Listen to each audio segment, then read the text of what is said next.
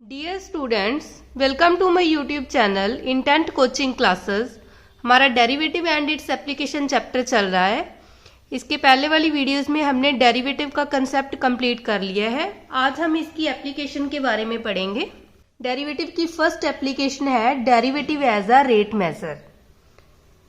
तो देखो इसमें क्या होता है, जैसे हमारे पास dy अपॉन dx है, इसका मतलब है rate of change of y with respect to x where y is equal to f x.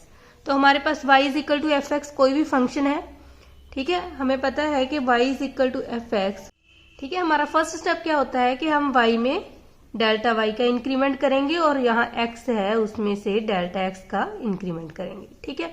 अब ये दोनों इक्वेशन है फर्स्ट एंड सेकेंड, इसको सब्ट्रैक्ट करेंगे सेकेंड में से फर्स्ट को, तो हमारे पास आ जाएगा delta y is equal to f x plus delta x minus f x, ठीक है। नेक्स्ट स्टेप हमारा होता है कि हम इसको डेल्टा x के डिवाइड कर देंगे बोथ साइड और फिर लिमिट लेंगे डेल्टा x टेंड्स टू 0 और सिमिलर इधर भी लेंगे डेल्टा x अप्रोचेस टू 0। तो ये सारी वैल्यू, इसका मतलब होता है कि ये हमारा हो गया dy अपॉन dx और ये आ गया f डैश x, ठीक है। dy अपॉन dx का मतलब है कि y में जो चेंज हुआ है विद रिस्पेक्ट टू x उसको लिखा जाता है, ठीक है। हमने इसको समझने के लिए हम जैसे कि हमारे पास हम ऐसे भी बोल सकते हैं कि rate of change of quantity with respect to parameter. मतलब हमारे पास कोई भी क्वांटिटी हो सकती है, जैसे कि एरिया, वॉल्यूम, ठीक है। हम फाइंड आउट करते हैं जहाँ कोई सेलिंग प्राइस है, कॉस्ट प्राइस है किसी भी चीज की, ठीक है। तो उस क्वांटिटी को हम चेंज करते हैं विद रिस्पेक्ट टू, देखना है कि वो किसके विद रिस्पेक्ट टू चेंज होती है, उसको हम बोलते हैं rate of change of quantity. अब हम एक एग्जांपल के थ्रू इसकी डेफिनेशन को समझेंगे। देखो हमारे पास एक सर्कल है, हम बताइए ये सर्कल है, ये इसका सेंटर है और ये हमारी रेडियस है। और अब देखना है कि इस सर्कल के एरिया में कब चेंज आएगा, जब हमारी रेडियस चेंज होगी, ठीक है। तो हम लिख सकते हैं rate of change of area, change of area,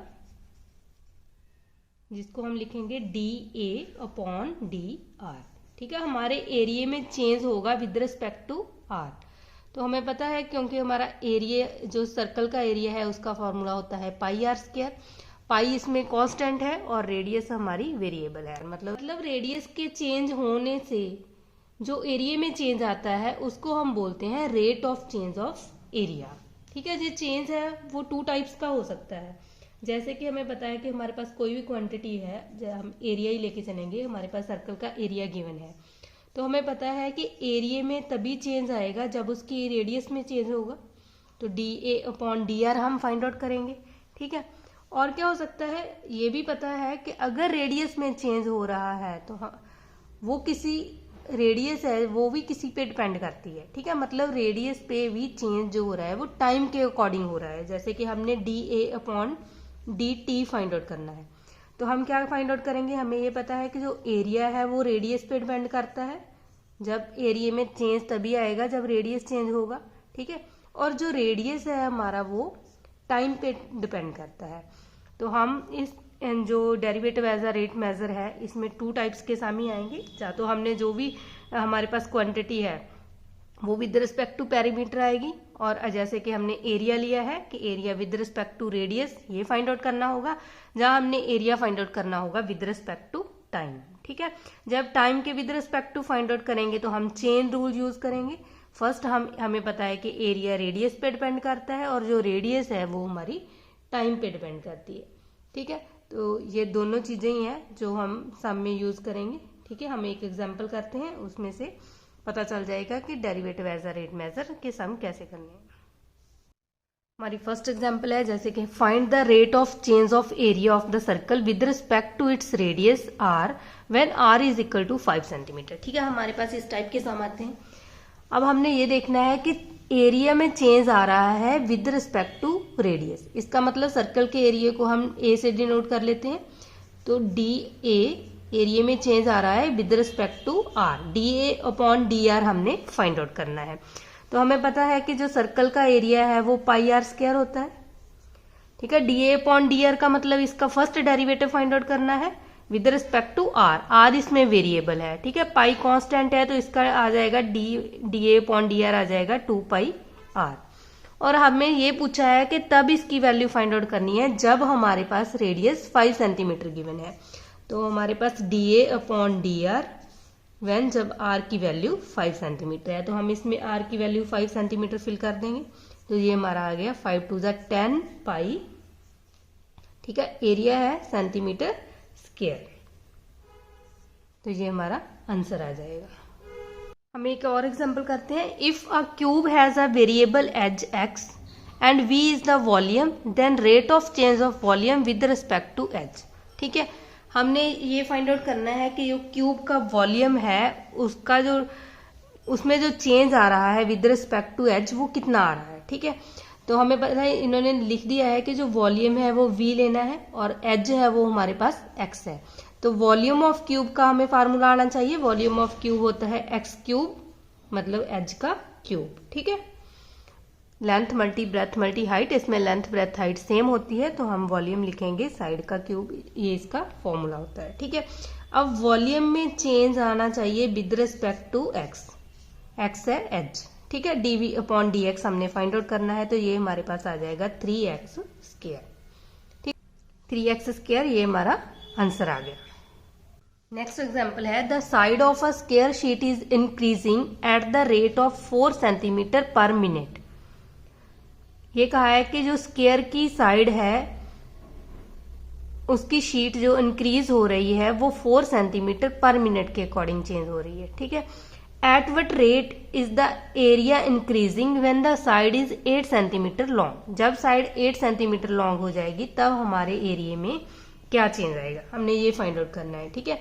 first हमें पता है कि स्क्वायर की बात हो रही है, तो एरिया ऑफ स्क्वायर हमारे पास होता है साइड का स्क्वायर, जो उसकी साइड है उसको हम लेट कर लेते हैं x, तो a इज इक्वल टू आ गया x का स्क्वायर।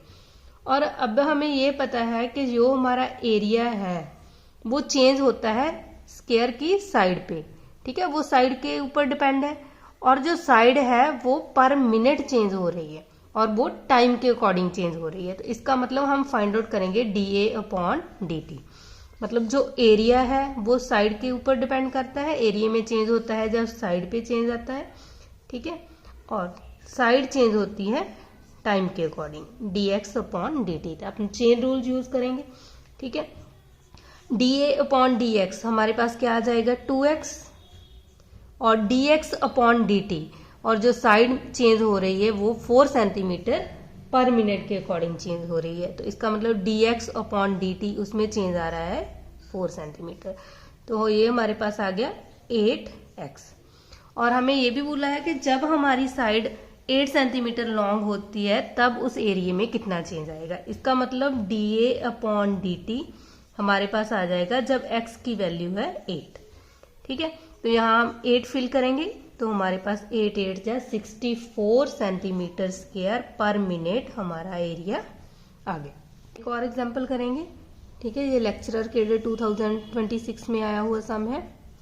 इस तरह के सम हमारे पेपर में आते हैं, जैसे कि rate of change of the volume of the sphere with respect to its surface area when the radius is 2 centimetre, ठीक है। तो हमने ये देखना है कि किसमें चेंज होता है और किसके विद रिस्पेक्ट टू होता है, ठीक है। तो इसमें बात की गई है rate of change of volume of a sphere, sphere की बात की है, मतलब वॉल्यूम, स्फीयर के वॉल्यूम में जो चेंज होता है किसके विद रिस्पेक्ट टू होता है सरफेस एरिया, ठीक है, स्फीयर का सरफेस एरिया, तो derivative with respect to surface area. तो हमें ये फार्मूले आने चाहिए। हमें पता है कि जो वॉल्यूम ऑफ स्फीयर है वो होता है 4/3 पाई r क्यूब, ठीक है, ये v की वैल्यू है। और जो हमारा सरफेस एरिया है वो हमारे पास होता है 4 पाई r का स्क्वायर, ठीक है। अब इसका डेरिवेटिव करेंगे, dv अपॉन ds हम फाइंड आउट करेंगे, तो ये हमारे पास आ जाएगा dv अपॉन ds की वैल्यू फाइंड आउट करेंगे तो ये 4/3 पाई, ये तो कांस्टेंट टर्म है, ये आ जाएगा 3r का स्क्वायर, अपॉन में आ जाएगा 4 2 8 पाई r, ठीक है। 3 से 3 कैंसिल हो गया, हमारे पास बचा 4 पाई r स्क्वायर अपॉन 8 पाई r। अब 4 2 8, पाई से पाई कैंसिल हो गया, एक r से एक r कैंसिल हो गया, मतलब dv अपॉन ds की हमारे पास जो वैल्यू है वो आ गई r/2। तो हमें कहा है कि ये चेंज तब फाइंड आउट करना है जब हमारे पास रेडियस 2 सेंटीमीटर है। ठीक है, तो हम क्या करेंगे, लास्ट में हम जो रेडियस की वैल्यू है वो 2 सेंटीमीटर इसमें फिल कर देंगे। तो ये हमारा आ जाएगा 2.21। ठीक है, तो 1 हमारा आंसर आ गया। इसका मतलब इसका करेक्ट ऑप्शन है ए।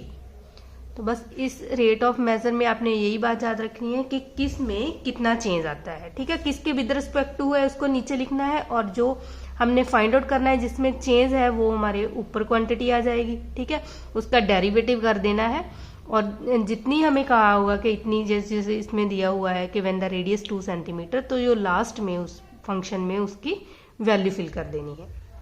हम सम यूजफुल रिजल्ट करेंगे। ठीक है, ये फॉर्मूले एज इट इज आपने याद कर लेने हैं, क्योंकि जब भी हमारे पास रेट मेजर का सम आता है तो उसमें पेरीमीटर, एरिया, स्क्वायर, ठीक है, सरकमफ्रेंस, किसी का भी पूछा आ सकता है। ठीक है, तो ये हम एज इट इज याद करेंगे। जैसे कि हमारा फर्स्ट फार्मूला है area of square equal to होता है साइड का square, perimeter of square equal to 4 into side, area of rectangle length multiply breadth, और perimeter of rectangles 2 into L plus B, मतलब लेंथ प्लस ब्रेथ। ठीक है, area of circle pi R square, circumference of a circle 2 pi are.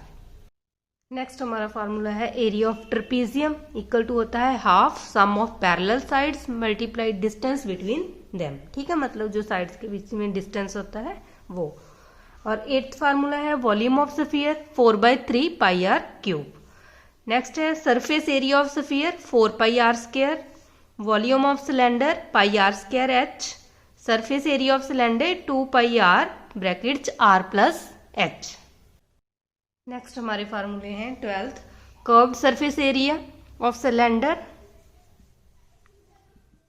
ठीक है, ये होता है 2 pi R H, volume of cone 1/3 pi R square H, total surface area of cone pi are bracket में are plus L, L हमारे पास slant height होती है। ठीक है, एल का फॉर्मूला होता है H square plus R square, cone की जो हाइट है उसका स्क्वायर प्लस रेडियस का स्क्वायर।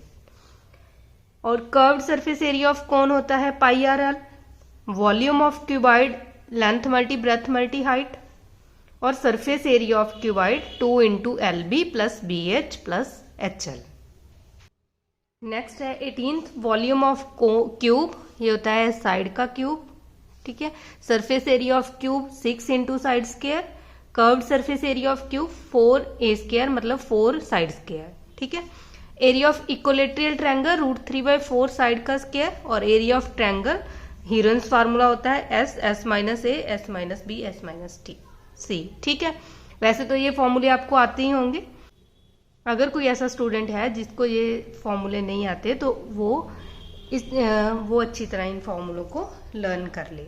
ठीक है, क्योंकि एप्लीकेशन ऑफ डेरिवेटिव में ये फॉर्मूले यूज होते हैं। ठीक है, आज हम इतना ही करेंगे। अगर आपको मेरी वीडियो पसंद आई है तो लाइक करना और अपने फ्रेंड्स के साथ शेयर भी करना। अगर आप मेरे चैनल पे नए आए हो तो चैनल को सब्सक्राइब करना मत भूलना।